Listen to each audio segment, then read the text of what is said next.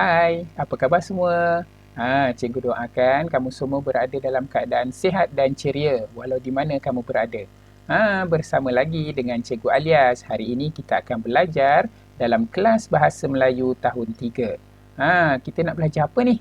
Jom kita belajar sama-sama Baiklah, untuk kelas kita pada hari ini, standard kandungan untuk pembelajaran kita 5.1 memahami fungsi dan menggunakan golongan kata mengikut konteks. Apa dia golongan katanya? Okey, kita tengok standard pembelajaran untuk kelas kita pada hari ini 5.1.4 memahami dan menggunakan kata tugas mengikut konteks, iaitu kata nafi. Hari ini kita nak belajar kata nafi. Baiklah. Objektif pembelajaran untuk kelas kita pada kali ini, pada akhir pembelajaran, cikgu harapkan kamu berupaya sekurang-kurangnya mengenal pasti dua jenis kata nafi. Kedua, mengetahui cara penggunaan kata nafi tersebut. Dan yang ketiga, kamu dapat mengetahui hasil seni kaum India. Tentu kita duduk dalam negara yang berbilang kaum, jadi kita boleh mengenali budaya kaum-kaum yang lain ya. Okey. Jadi kriteria kejayaan untuk pelajaran kita pada hari ini, cikgu harapkan kamu dapat mengenal pasti penggunaan kata nafi dengan betul mengikut konteks. Apa dia kata nafi? Kata nafi kan. Apa dia kata nafi? Senang sangat. Ada dua sahaja kata nafi. Ada dua sahaja kata nafi. Jadi sebagai persediaan untuk kelas kita pada hari ini, cikgu harap kamu dah bersedia dengan buku teks. Muka surat 66. Buku teks tahun 3, muka surat 66. Baiklah. Sebelum kita baca petikan yang terdapat di dalam buku teks itu, cikgu ingin kongsikan kepada kamu apa dia kata nafi. Kata nafi ialah kata yang menjadi unsur nafi bagi frasa predikat. Ya, ada dua bentuk kata nafi, iaitu bukan dan tidak. Ada dua je. Ada dua, tak banyak pun, ada dua je. Bukan dan tidak. Baiklah. Yang pertama kita lihat kata nafi bukan. Kata nafi bukan menjadi unsur nafi frasa nama dan frasa sendi nama. Ingat, kalau kata nafi bukan untuk frasa nama dan frasa sendi nama. Baiklah, contohnya orang itu bukan datuk saya. Kita lihat dekat situ, datuk saya merupakan frasa nama. Contoh yang kedua, letaknya bukan di atas meja. Nampak tak dekat situ? Di atas meja merupakan frasa sendi nama. Ya, jadi boleh jelaskan macam mana penggunaan kata nafi bukan? Dia digunakan untuk frasa nama dan frasa sendi nama. Okey. Baiklah. Sekarang kita lihat kata nafi yang kedua. Kata nafi yang kedua ialah tidak. Kata nafi tidak menjadi unsur frasa kerja dan frasa adjektif. Apa dia? Contoh-contohnya. Mari kita lihat sama-sama. Yang pertama, Kamala tidak datang ke pejabat semalam. Jadi, datang ke pejabat merupakan frasa kerja. Ya. Okey, cuba kita lihat contoh yang kedua. Rumah itu tidak besar. Besar merupakan frasa adjektif. Okey, jadi kamu dah faham sekarang ni ada dua kata nafi, iaitu bukan dan tidak. Jadi kita gunakan perkataan bukan untuk frasa nama dan frasa sendi nama, manakala perkataan tidak kita gunakan untuk frasa kerja dan frasa adjektif. Boleh faham? Bagus. Senang je kan? Tak susah. Senang sangat. Ada dua sahaja. Dua sahaja kamu kena ingat yang itu. Dan kamu boleh jawab soalan-soalan yang dikeluarkan dalam peperiksaan. Baiklah, kita akan baca petikan yang disediakan di dalam buku teks bersama-sama. Cikgu harapkan kamu yang ada di bilik bacaan, yang sedang membuat rujukan, boleh baca bersama-sama dengan cikgu ya. Kita lihat petikan, Darshini, Saiful dan Wei Liang menjalankan aktiviti projek seni.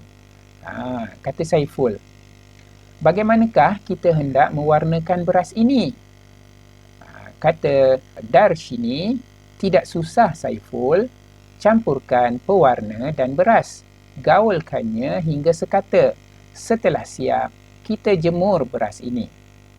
Kata Wei Liang, beras ini kita jemur di atas meja itu. Kata Darshini, bukan di atas meja. Kita mesti menjemur beras ini di luar supaya cepat kering. Kata Saiful, tugasan kita telah siap.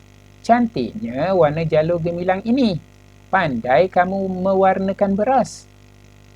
Kata Darshini, saya selalu mewarnakan beras ketika hari Deepavali. Saya membuat kolam dengan beras berwarna. Kata Saiful, terima kasih Darshini.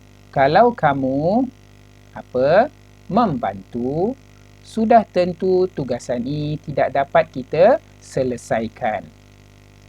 Kata Darshini, ini usaha saya sahaja. Ini usaha kita bersama. Boleh baca? Senang je kan? Apa yang hendak disampaikan di sini ialah mereka telah membuat kerja ataupun tugasan yang diberikan oleh guru. Oleh guru, mungkin ini adalah untuk pendidikan seni. Pendidikan seni lukis. Okey. Jadi mereka dikehendaki membuat hasil seni menggunakan beras yang diwarnakan. Tentu kamu ingat kan, tentu kamu tahu bahawa pada hari Deepavali, masyarakat kaum India dia akan menggunakan beras berwarna ini untuk membuat kolam.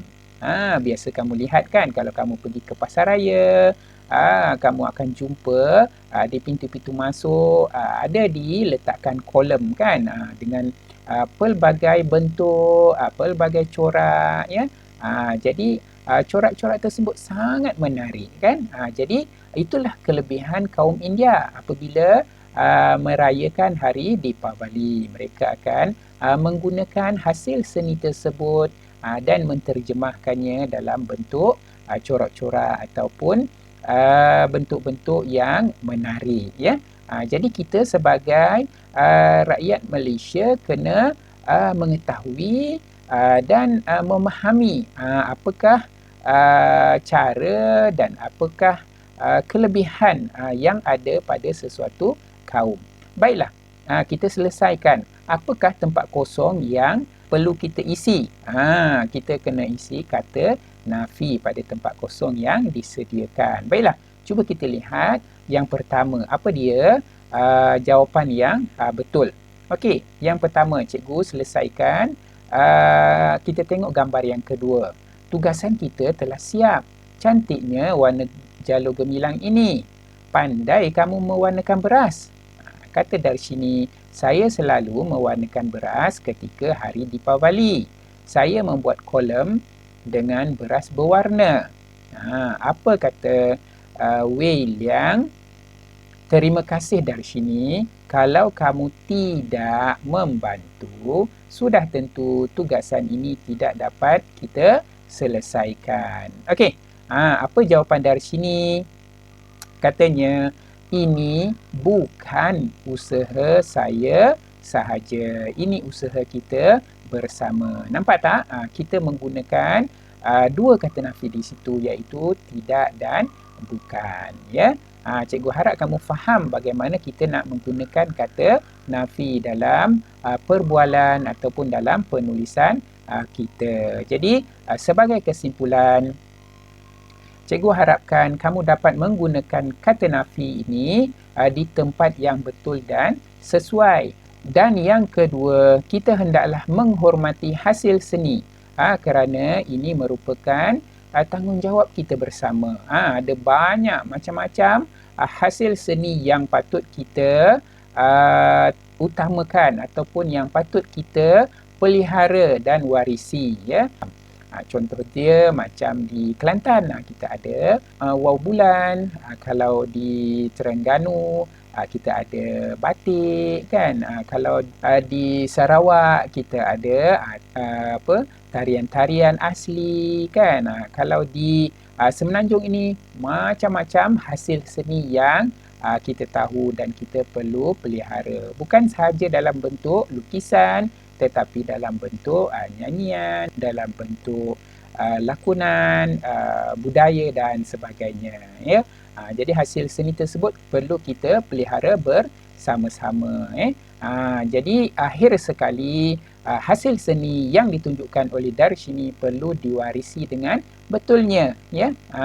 Seperti yang cikgu cakap tadi, apa saja warisan yang ada pada keluarga kita, pada masyarakat kita, pada negara kita perlu dipelihara supaya boleh digunakan atau disampaikan sehingga ke anak cucu kita, ya. Okey. Baiklah, cikgu harapkan kamu faham apa yang telah cikgu sampaikan dan cikgu ucapkan terima kasih kerana kamu menonton video cikgu untuk mendapatkan maklumat dan pelajaran tentang kata nafi.